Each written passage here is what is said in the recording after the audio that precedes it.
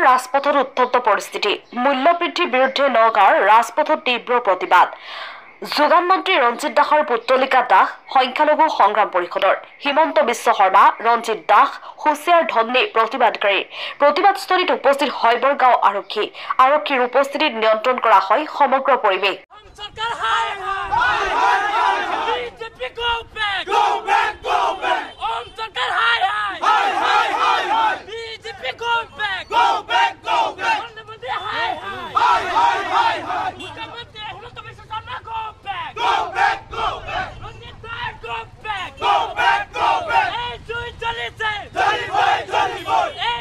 আজি আমি অসম সংখ্যালঘু সংগ্ৰাম পৰিষদৰ কেন্দ্ৰীয় সমিতিৰ নিৰ্দেশ মৰ্মে আমি অসমৰ প্ৰত্যেকটো জিলাত আমাৰ আজি এই ৰঞ্জিত দাসৰ অসমৰ মন্ত্ৰী যোগান মন্ত্ৰী ৰঞ্জিত দাসৰ তেখেতৰ আমি পুত্তলিকা দাহ কৰিছোঁ।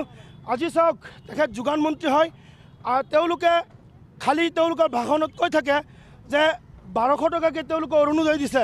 শতকৰা 10% 1200 টকাৰ অৰুণোদয় দি 90% মানুহৰ মূৰত তেওঁলোকে ৰাম টাঙোন দি তেওঁলোকে বিজেপি চৰকাৰে আমাৰ পৰা শোষণ কৰিছে। আজি চাওক, আপোনাৰ যিসকল নেকি ৰেগুলাৰ ট্ৰিটমেণ্ট কৰে, এই আপোনাৰ ঔষধৰ মূল্য বৃদ্ধি কৰিছে। শতকৰা 30%কৈ ঔষধৰ মূল্য বৃদ্ধি কৰিছে। লগতে আজি স্মাৰ্ট মিটাৰ দিছে।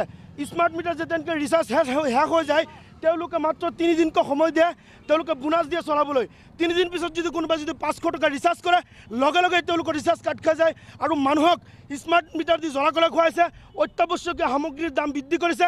এই বিজেপি চৰকাৰে যিমান সময়লৈকে মূল্য বৃদ্ধি তেওঁলোকে ৰোধ নকৰিব, আমি অসম সংখ্যালঘু সংগ্ৰাম পৰিষদে সমগ্ৰ অসমত তীব্ৰ আন্দোলন গঢ়ি তুলিম। আৰু এই চৰকাৰখনে ৰাইজৰ লগত কৰা প্ৰতাৰণা আৰু মিছলীয়া চৰকাৰখনে কোনো পৰ্যায় ৰাইজক কোনো সহানুভূতি দিয়া নাই, ৰাইজৰ লগত কোনো ভাল বাৰ্তালাপ কৰা নাই, তেওঁলোকে ৰাইজৰ কল্যাণকামী কোনো সমাজ গঢ়া নাই। তেওঁলোকে কেৱল সাম্প্ৰদায়িক বিয়পাস্প বিয়পাই অসমৰ মুখ্যমন্ত্ৰী ডক্টৰ হিমন্ত বিশ্ব শৰ্মাৰ তেখেতৰ মন্তব্যত আমি অসন্তুষ্ট হৈছোঁ। আৰু ৰঞ্জিত কুমাৰ দাস তেখেত যোগান মন্ত্ৰী হয়, তেওঁ ব্যৰ্থ হৈছে।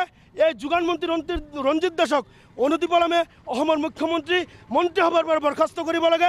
আমি অসম সংখ্যালঘু সংগ্ৰাম পৰিষদে আজি নগাঁও জিলা সমিতিৰ তৰফৰ পৰা আমি দাবী উত্থাপন কৰিছোঁ। যদি আমাৰ কিছুদিনৰ ভিতৰত মূল্যবৃদ্ধি ৰোধ নহয়, আমি গণতান্ত্ৰিকভাৱে আমি ৰাজপথ অৱৰোধ কৰি আমি প্ৰতিবাদ সাব্যস্ত কৰিবলৈ আমি চেষ্টা কৰিম।